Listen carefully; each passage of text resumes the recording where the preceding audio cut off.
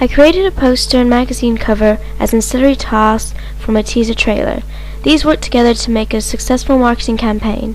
The trailer and poster advertise the film, whereas the magazine cover promotes, advertises, and creates publicity and incorporates merchandising in the form of interviews with the stars.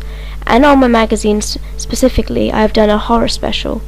I could have extended this by adding free posters or used tie-in merchandising in other products, such as games for consoles such as Xbox, PS3 and Nintendo DS. Other films use this, such as Harry Potter and Tomb Raider, in order to promote their films further.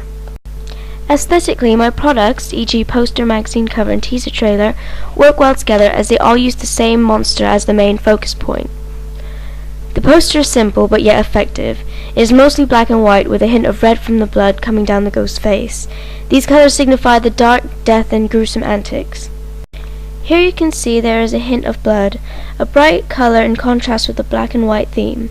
This blood ties in with the trailer as you can see a body of bloody bath water and also a victim laying in a bath covered in blood.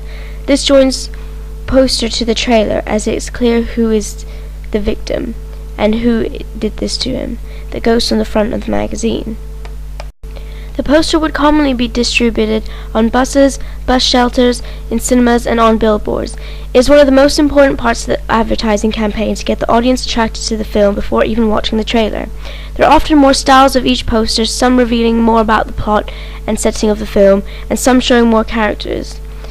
What makes my poster effective is it clearly shows the genre of the film by the colors used and the font of the title of the film, Asylum.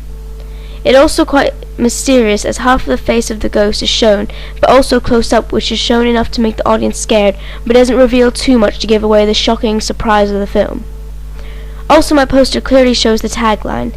This ties in with the teaser trailer, as there is a scene in the trailer where the final girl looks in the mirror and there is a writing on the mirror that says, "Who is watching you?" I repeat this rhetorical question in the poster as a tagline. I think rhetorical questions are quite an effective way to make the audience think to themselves, who really is watching me, which could give them a fright already before watching the film, which may make them want to see the film, therefore promoting the product well. Through my research I found that taglines are very common and effective. Here are examples of other movie posters that use taglines.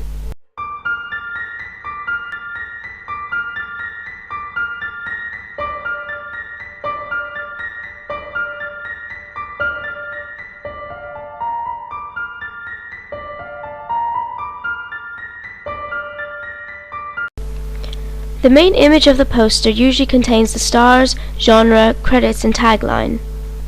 These credits were made to manipulate that of a real poster. It shows the editing directors, producers, etc. Of course I did make these up, but I included this in my poster to make it much more realistic. Here are examples of other movie film posters and credits.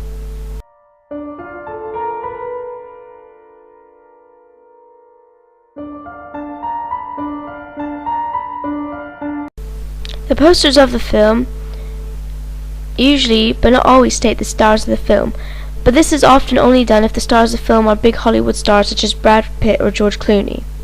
I decided not to add these because I didn't see the film as being a big blockbuster smash-up, as horror films usually are not produced by big production companies such as DreamWorks and 20th Century Fox.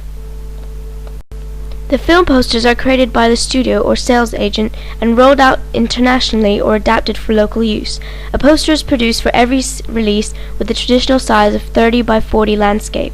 I've done mine on A4 size from Photoshop, but of course this can be manipulated to suit any advertisement, but changes can also be made to suit it. My poster was partly inspired by the Grudge style poster, as it is also mysterious and doesn't reveal much about the film. It also features the main ghostly figure of the film, which even though gives away the look of the monster, it also scares the audience just enough for them to want to see the film. In order to make the trailer more realistic, we made up a production company, Morte Films, to show that perhaps this is a well-known production company which is famous for its horror genre films. We started off with a fast-paced shot of a ceiling of a mental hospital where the girl was meant to be murdered. This creates mystery and anxiety towards the audience as they don't know where the setting is. We didn't use any voiceovers as we felt that the less was said, the more mystery it would create, as well as we didn't want to give away too much about the film. But at the same time, we made sure that there were enough images hinting about the history of the murder of the girl in the hospital so that the audience wasn't confused. In contrast, in my trailer I show the ghosts quite a lot, but there are mostly long shots, showing the whole body and not much detail about the face, whereas in the poster and magazine cover I used close-up pictures to emphasize how scary she is and her evil power. However, I then shocked the audience by having close-up at the very end of the trailer of the ghost almost invading our private space. This is placed here as it is unexpected. The audience would think the trailer is over, and then they would get shocked. Here the audience can identify the ghost from the poster, as they both are close-up shots. The fact that the characters in the film are not featured in the poster or magazine indicate they are not the main focus of the film. The ghostly girl is. This may mean that if there was to be a sequel, the girl would have returned, but perhaps haunted a new group of people. It is clear that the main focus of the film is the story of the tortured girl in the mental hospital and not the characters played in the film. At the end of the trailer, the title of the film is stated along with a website. It is common for new films to have websites where people can look at information, interviews, and information about the film to get a background of what it is about to see if it tingles their taste buds. While posters are created by the distribution company, the magazine cover is a totally different story. The distribution company have no say in how the magazine cover is set out, neither do they get a choice whether it gets put on the magazine or not. Usually press kits for journalists containing cast and crew, biographies, notable facts, and the production and synopsis, also, along with pictures of the movie which could be used, are placed in the kit. These images are taken by a unit photographer during the making of the film. These materials are disseminated by online press rooms and conventions where distributors, publishers, press, and journalists all meet to gain information on the film. The publicity team arranges media interviews, artist visits, and premieres.